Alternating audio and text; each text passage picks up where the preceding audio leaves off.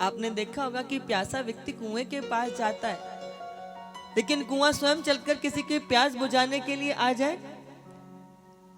श्री सुखदेव भगवान का परीक्षित को ज्ञान देने के लिए गंगा के तट पर आना ये वैसा ही है। अतः प्रच्छामि संसिद्धम योगिनां परमं गुरु पुरुषस्य यत् कार्य म्रियमाणस्य सर्वदा। अंतिम समय में जिस व्यक्ति की मृत्यु सुनिश्चित हो, अल्प समय हो, ऐसे व्यक्ति को क्या करना चाहिए? तो श्री सुखदेव भगवान परीक्षित को ज्ञान दे रहे हैं कि मृत्यु जब सन्निकट हो तो व्यक्ति को क्या करना चाहिए।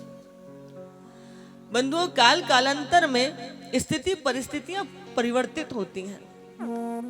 जब सतयुग का समय था तो उस समय व्यक्ति की आयु लगभग 1,00,000 वर्ष की हुआ करती थी। सतयुग से जब हम त्रेता में आए तो उस 1,00,000 में से एक शून्य कम हुआ और व्यक्ति की आयु, जब आप 1,00,000 में से एक शून्य हटा दें, 0 हटा दें, तो वो कितना हो जाता है? 10,000। त्रेता में व्यक्ति की आयु 10,000 वर्ष की हुई और जब व्यक्ति जीव त्रेता से द्वापर में आया तो उस 10,000 में से भी जब एक शून्य हटा दिया, 0 हटा दिया, तो व्यक्ति की आयु कितने वर्ष की हो गई? 1,000 वर्ष की। और जब हम द्वापर से कलयुग में आए तो उस 1,000 में से भी आप एक शून्य कम कर दीजिए, तो कितनी आयु रह गई? 100 वर्ष की। लेकिन 100 वर्ष बताओ कितने लोग जी पाते हैं? मुश्किल से गिनती उंगली पर गिनोगे तो भी आपको लोग नहीं मिलेंगे। क्यों?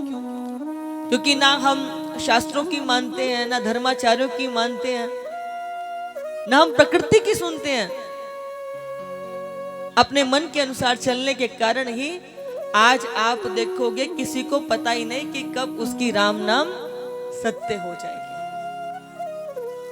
और बीमारियां भी इतने प्रकार की अनेकानेक आ रही हैं जिनके नाम कदाचित कभी आपने सुने ही नहीं होंगे। कैंसर नाम सुना है, लेकिन कैंसर एक प्रकार का थोड़ी है। शरीर में न जाने कितने अंग हैं, उन अंगों में अलग अलग अंग में अलग अलग प्रकार का कैंसर। और कैंसर की बात तो छोड़ दो, अभी कोरोना आया था जो दिखाई नहीं दे रहा था। आप माइक्रोस्कोप में देखोगे तो माइक्रोस्कोप में देखने के बाद भी वह अपनी शरीर की आकृति को बार बार बदल रहा था। एक जरा से वायरस ने सारी दुनिया को बंद कर दिया ना। हर व्यक्ति को लगता था पता नहीं अगले क्षण में क्या हो जाएगा। जहां प्रतिपल व्यक्ति काल के गाल में बैठा हो, काल व्याल मुख ग्रास त्रास निर्नाश है तबे श्रीमद् भागवतम शास्त्रम कलौ कीरेण भाषितम। हम सब व्यक्ति काल के गाल में बैठे हुए हैं। और ये काल क्या है?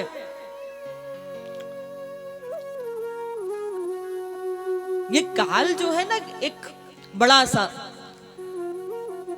एक काल रूपी सर्प है जिसके मुख में बैठे। ये काल क्या? ये काल हमारा समय है, कब हमें लील ले जाएगा।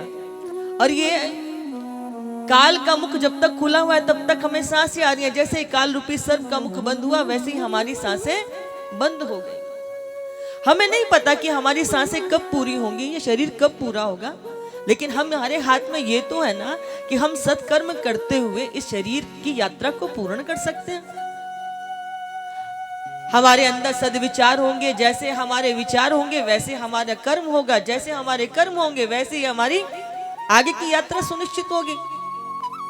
और भागवत जी से लेकर के आप रामचरितमानस में जाइए, आप वाल्मीकि रामायण में जाइए, गीता जी में जाइए, आप कहीं भी जाइए, कर्म प्रधान विश्व रचि राखा, जो जस कर तस फल चाखा, कोहु न काहू दुख करि दाता, निज कृत कर्म भोग सब भ्राता। हम अपने द्वारा किए गए कर्मों का ही भुगतान करते हैं। जैसा हमने कर्म किया वैसा आज हम पा रहे हैं, और जैसा अब हम करेंगे वैसा आगे मिलेगा। और जैसा यहां से करके जो हमारे कर्म होंगे, चाहे वो अच्छे हो या बुरे, वही हमारे अगले जन्म की फिर हमारी यात्रा में सहायक बन जाएंगे। भगवान सबके लिए एक समान है। वो किसी पर कृपा और किसी पर अपनी कृपा ना देते हो, ऐसा नहीं है। भगवान तो समदर्शी, हम जैसे कर्म करते वैसा फल प्राप्त करते हैं, ये हमारे हाथों में ही है।